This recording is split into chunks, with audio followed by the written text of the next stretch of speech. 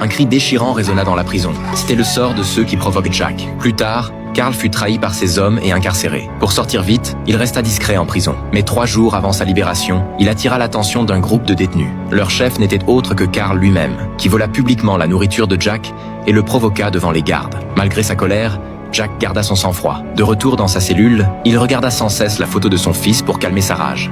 Mais sa retenue ne fit qu'encourager l'arrogance de Carl.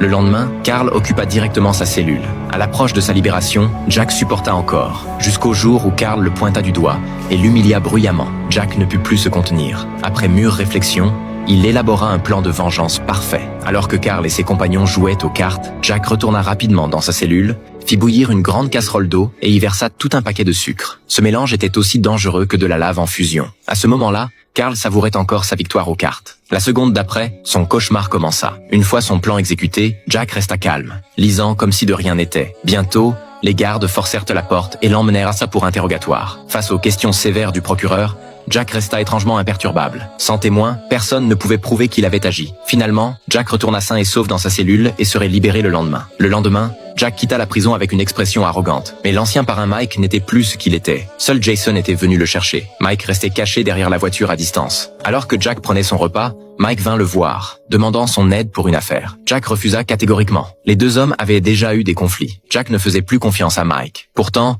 Mike raconta son histoire. Sa mère était malade, et le gang le menaçait avec la vie de son cousin. S'il ne rassemblait pas $10 000, tout serait fini. Malgré la gravité de sa situation, Jack n'eut qu'une seule réponse après l'avoir écouté.